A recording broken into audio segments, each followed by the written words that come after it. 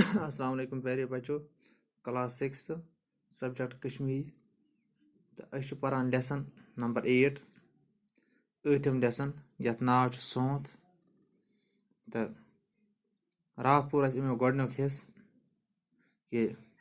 use यह सोंतुक मौसम यवान वारिया change यानी अगर अस वनो कि यम ते अकिस वरियस में मौसम आसान तमो मज खुशगवार मौसम यह यवान मान तो यम लूख वंद पत यानी वंद के आराम पत तम नेरान नई सर काम कार करने यानी पन्ने काम कारो करा नई सर आगाज अथी सोंत कैदस मज सोंत किस मौसमस मज तो अथी मुतलिक अर्जन देव मजबूर युस शायर अमी यह पन्न शारन मज वोनमुत कि जानवरन क्या हाल कुलियन मज कुछ तब्दीली पहाड़न मज कुछ तब्दीली यह सोंत यथे तो आज परो ब्रो पांच चालन हुंद डेक वुश्नावान सोंत आव गुल फुलरावान आव पांच चालन हुंद डेक वुश्नावान सोंत आव गुल फुलरावान आव यंबर जल नई मस मचरावान यंबर जल नई मस मचरावान लवहित कोसुम छावान आव जानवारन साज हेचनावान सोंत आव गुल फुलरावान आव दपान यम हसा पांचाल इहुंद डेक वुश्नावान यानी यम पहाड़ अमन पे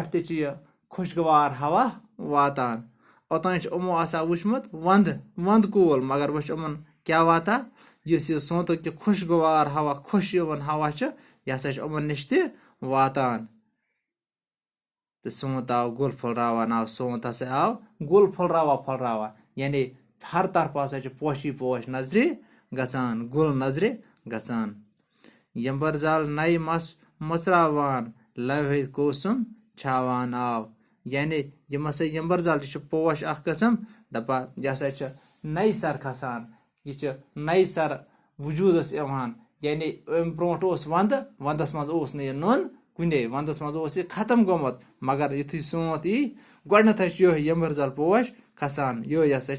हसा नई मस मचरावन गो यानी अत पन खूबसूरती युस पन अत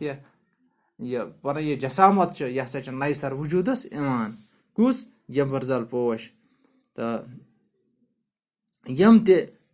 बाकी अत सतन पोश तम ते वार वार नेरान बाकी मुख्तलिफ कस्म कुल लकट लकट पेड़ पौधे यमन वन तम यवान बारसस जानवारन साज हेचनावान सोंत आव गुल फुलरावान आव दपा जानवारन मज ते अजीब कैफियत नयर तम हसा नई आय बोल बोश करान तिकाज तम अमन कुलन पे अमन कुल कैफियत अलग अमन कुल हिसाब अलग मगर वह हसा कुल क्या अलग खूबसूरती बयान करान दपा तवे यह खूबसूरती वुचित जानवर ते खुश गसान तम पन आवाज कड़ान तम आय नौ साज नौ म्यूजिक तम पन्ने आवाज मज कड़ान सोंत आव गुल फुलरावान आव दपा सोंत हसा आव पोश छावा यानी सोंत हसा आव हर तरफ हसा खूबसूरती हर तरफ हसा रंग बिरंगी पोश पहाड़न पे हसा लग